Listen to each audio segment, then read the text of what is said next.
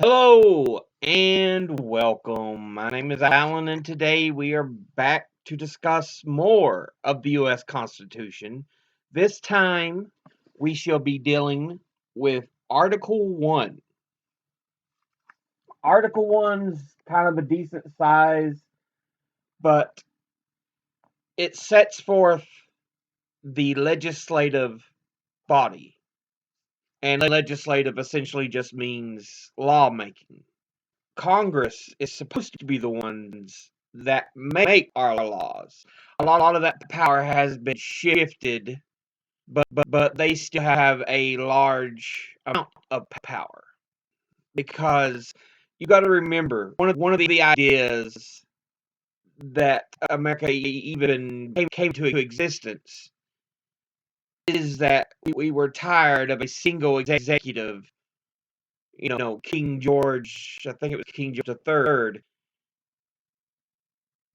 basically say, no, you're going to accept what we do. I don't care if you like it or not.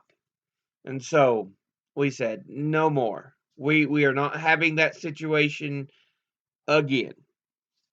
We have the Constitution that's set down for a U.S. Congress. Now, one of the things before the Constitution, there was a legislative body. And of course, we have to remember the U.S. did exist for about 9 years pre-Constitution under the Articles of Confederation, which had its own legislative body, the Congress of the Confederation, which again was replaced by the Congress created under the U.S. Constitution. Now, the U.S. Congress, two parts. It is bicameral, which just means two houses. The first house is the U.S. House of Representatives, which has 400 and I want to say it's 485 in the House of Representatives. 435. My apologies. And the U.S. Senate is the other house, which is 100. So, in other words, the breakdown is the U.S. Senate, with its 100 members, is a representation of equal power among the states. Again, you have to remember, early on in the country's history, those states were more valuable and more appreciated than the country as a whole. So, the states wanted an ability to have equal representation. And thus, we have the Senate, which has 2 members per state. We have 50 U.S. states, thus 100 members in the Senate. While the U.S. House of Representatives runs with the 435 members, and there are 435 representatives from the 50 states. In addition, 5 non-voting delegates represent the District of Columbia and the U.S. territories of Guam, the Virgin Islands, the North Mariana Islands, and American Samoa. Like I said, 435 plus the 5 additional, which puts us at 440 representatives. But those 5 do not vote. They are just representation of the territories and D.C. The idea of the legislative body is meant as what's called the system of checks and balances, noticeably the stool checks and balances. It's got three separate legs, and the legislative branch is considered one. It is responsible for a number of things, but it checks the power of the executive branch and judicial branch, the other two branches, while the judicial and the executive have checks on the legislative. In other words, the idea is so that no one branch becomes too powerful. Thus, we have another king or emperor situation. And that's what it seeks to prevent. But enough of a prequel of everything. Let's go ahead and start taking a look at Article 1 and breaking it down. Article 1 is broken down into what is called sections. Altogether, there should be 10 sections, I believe. Yeah. And each section has individual parts, just paragraphs is what they're more or less are. So let's go ahead and jump into this. Article 1, Section 1, which just one paragraph, this is all it is.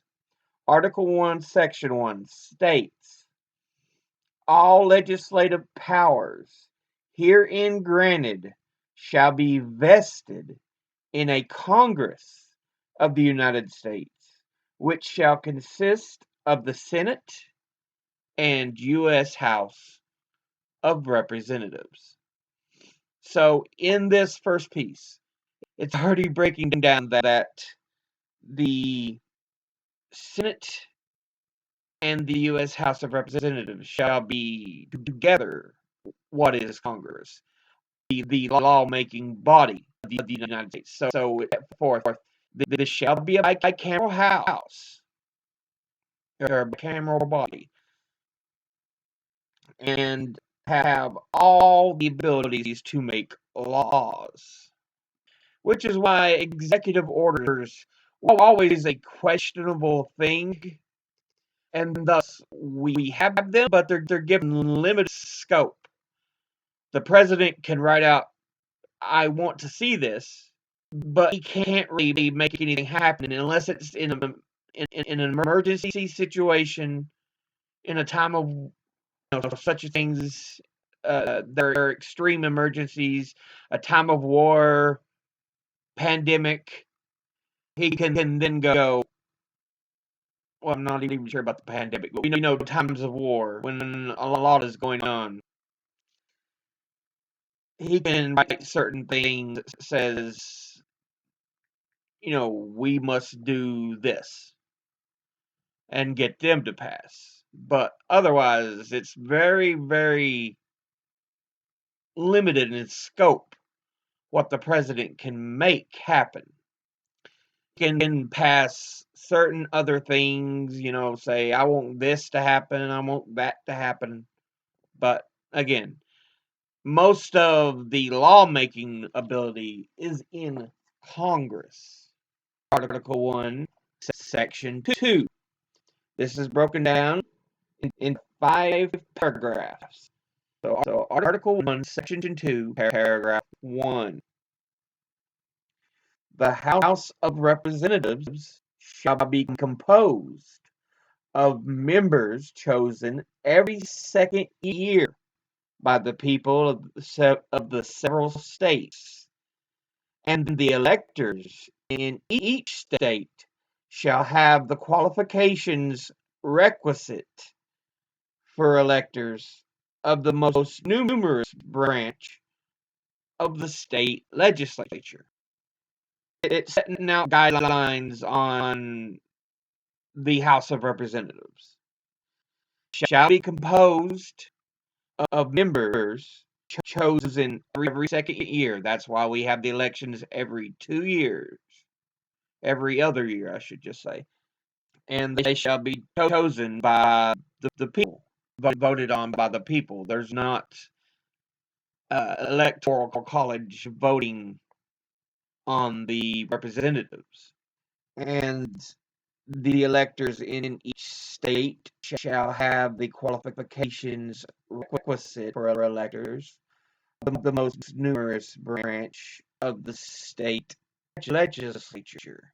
So I believe all they're saying there is if you can vote in the state election, the state representatives, you can vote for the national representatives for your state. Paragraph 2. No person shall be a representative who shall have who no person shall be a representative who shall not have attained to the age of 25 years and been 7 years a citizen of the United States, and also shall not, then elected, be an inhabitant of that state in which he shall be chosen. So it's setting forth the qualifications to be voted in as a U.S. representative. If you're going to represent a state, you must have lived in that state for, I think it said 7 years.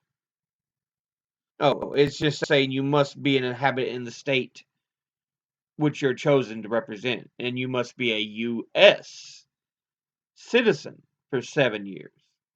And so you could be born elsewhere, but come to the U.S.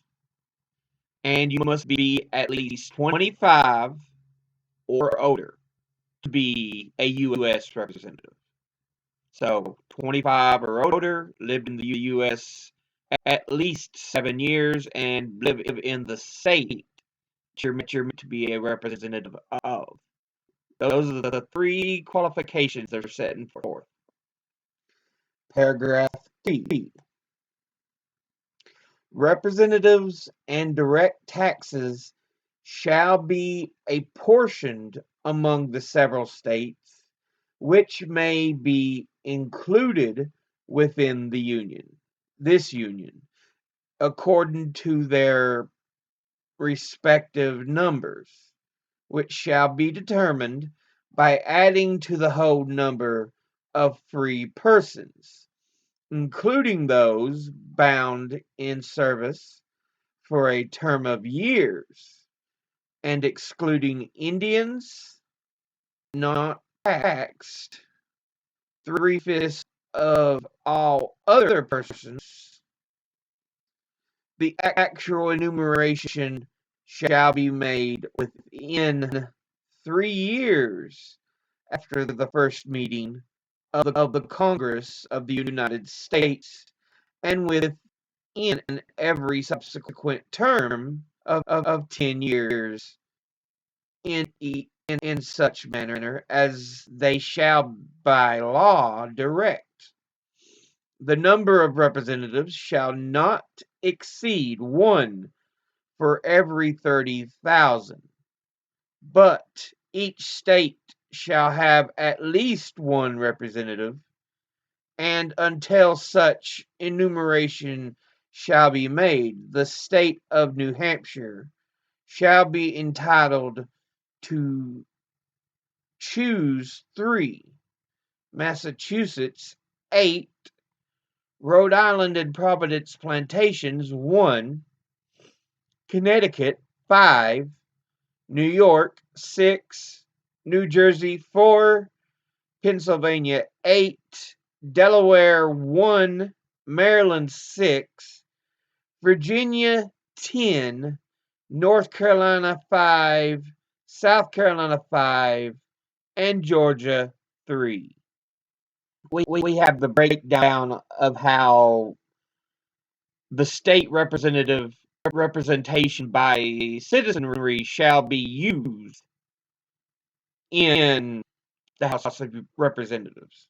And it's saying basically anybody who is a free person, this even includes indentured servitude, but they did mention not Indians and not 3/5 of a person, which makes me wonder when the 3/5 compromise was. Okay, 1787 at the U.S. Constitutional Convention in that year. So that's why the wording is in the Constitution, because the southern states have been vastly outnumbered otherwise. And the southern states like, hey, we've got all these other people that just happen to be slaves, but they didn't want to be overpowered by the more populous North. And so it was agreed upon that slaves represent 3/5 of a person. That way, it didn't give the South so much power, but it still gave them enough that they could push back. It it basically decides how the representation shall be doled out, and it says it shall not have a representation larger than the number of representatives shall not exceed one for every 30,000. Which makes you wonder why the U.S. House of Representatives hasn't really expanded. You would think at this point a nation of around 350 million would be much more than 435. 440 if you want to include the non-voting members. It should be up there much higher. 1,000 or so, is honestly more where it should be. And finally, at the end, they mention how many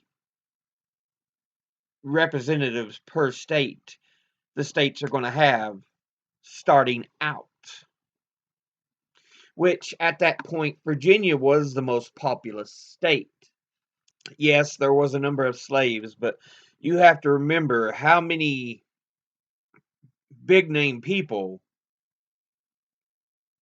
important to the growth of the birth of the nation and the growth of it, the early growth of it, are from Virginia.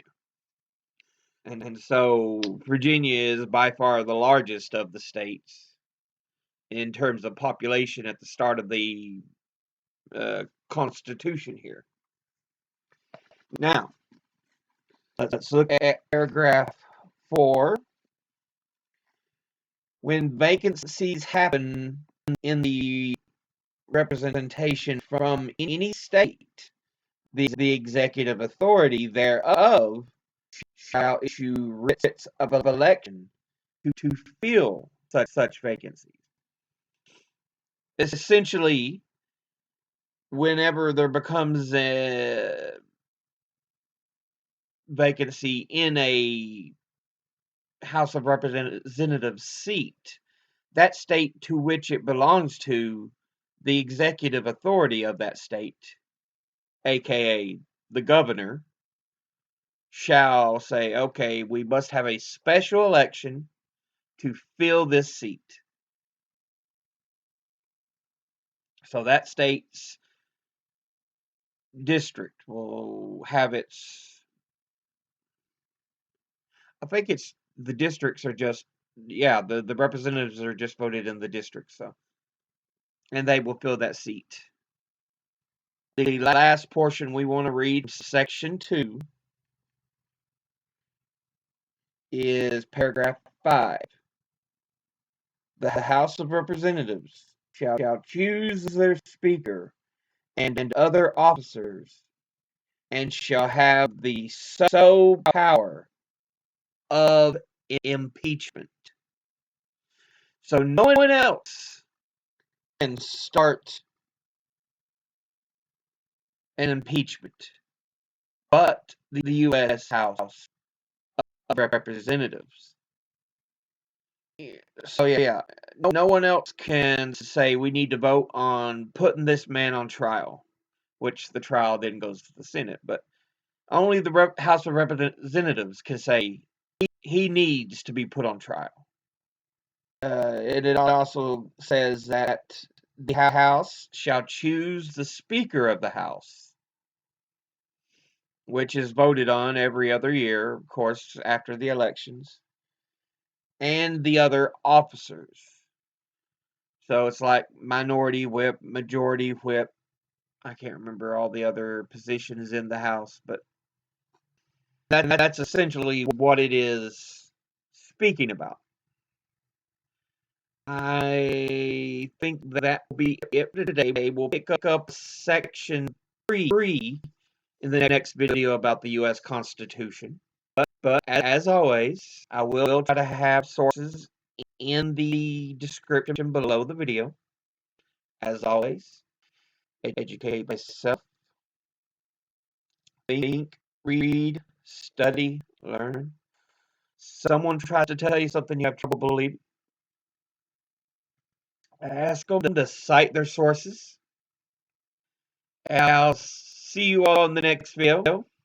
Until then, later.